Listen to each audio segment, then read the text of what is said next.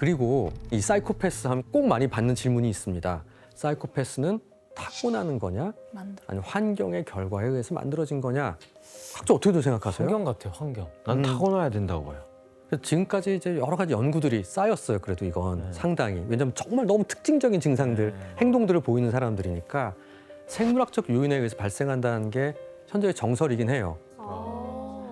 그래서 실제로 연쇄살인을 저지른 진짜 사이코패스들의 뇌를 촬영한 게 있습니다. 그랬더니 일반인과 확연히 다른 점이 발견되었어요. 한번 확인해 볼까요? 예. 와,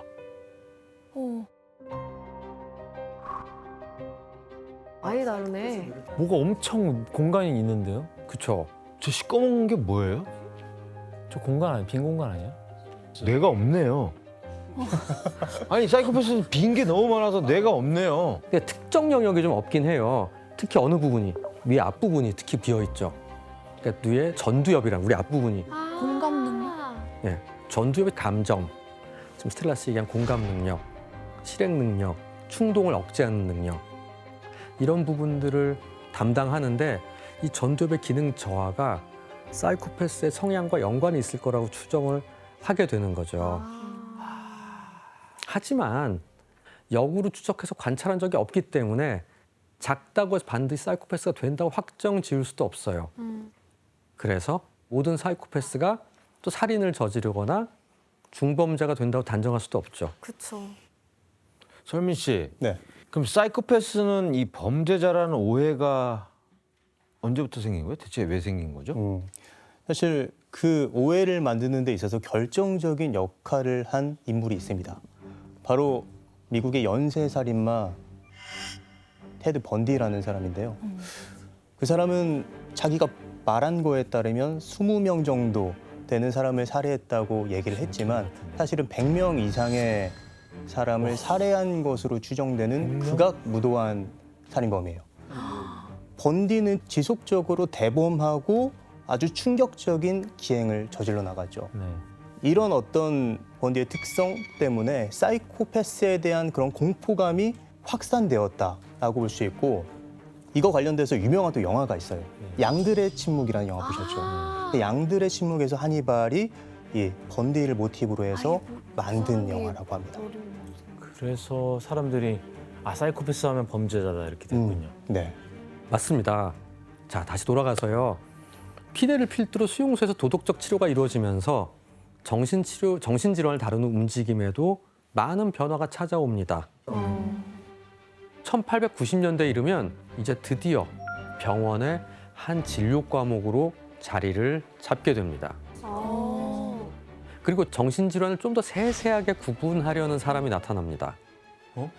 바로 근대 정신의학의 기초 이론을 세운 독일의 정신과 의사 에밀 크레펠린이죠. 수업을 많이 그러셨네. 예.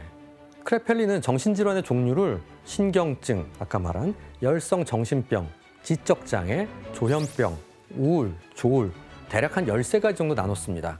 이게 분류는 지금도 거의 유사하게 사용하고 있어요. 또 어떻게 이게 가능했나라고 보면 이 사람이 한 방법이 재밌는데요.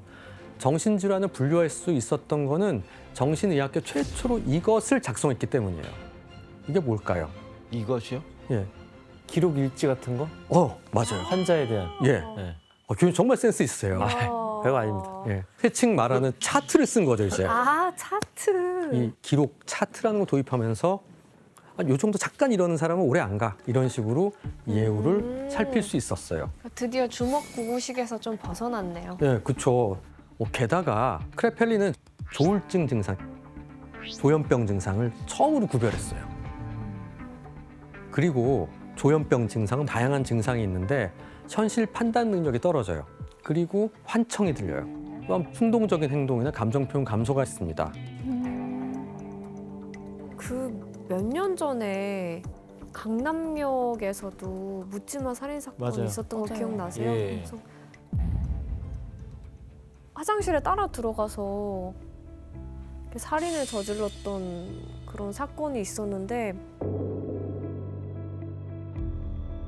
범행을 후회하시나요? 어떠세요? 뭐 그런 질문에 대해서는 뭐 잘 모르겠습니다. 예.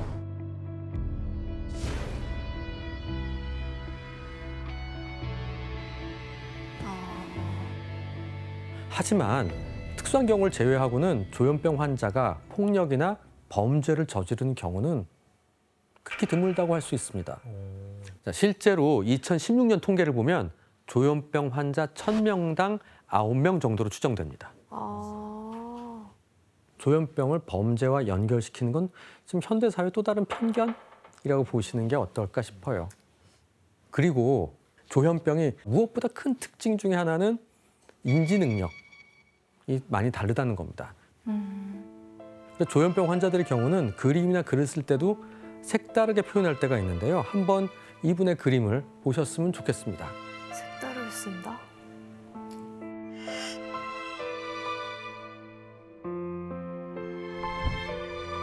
이 그림은요, 영국의 화가 브라이언 찰리, 그가 조현병을 앓고 있던 당시에 그린 그림입니다.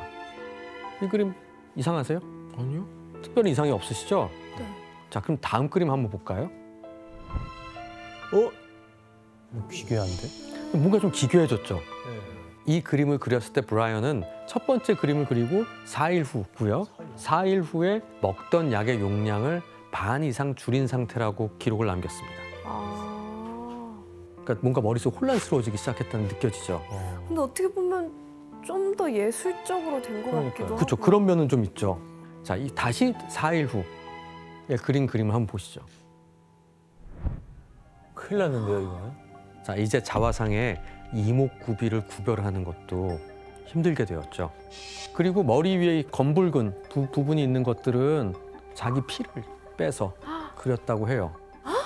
야. 그러니까 약을 먹지 않고 줄이면서 점점 증상이 나빠지는데 급속히 나빠지는. 이분은 약을 줄이면 안 되겠네요, 그러면. 그래서 점점 생각의 틀이 망가지는 거 있죠. 아, 그래서 우울증이 감정의 병이라면 조현병은 이렇게 생각의 병이라고 할 수 있습니다. 와, 저렇게 변하는구나. 크레펠린이 처음 정신질환을 분류한 이후부터 지금까지 조현병에 대한 연구가 계속 진행 중이에요. 하지만 아직까지 명확한 발병 원인은 밝혀지지 않았어요. 그만큼 정신질환이 참 복잡한데요. 유전적인 뇌 기형, 분만중 감염, 뇌 손상, 최근에는 도파민의 과도한 분비도 조현병 발병의 원인 중에 하나로 그렇게 꼽히고 있습니다. 이처럼 크레펠린의 활약에 의해 오랫동안 광기로 취급되는 정신질환은 드디어 증상을 분류하고 체계를 가지고 만들어 나가기 시작했어요. 그런데 여전히 정신질환에 대해서는 부정적이었습니다. 근데 이런 부정적인 시각들이 조금씩 달라지기 시작합니다.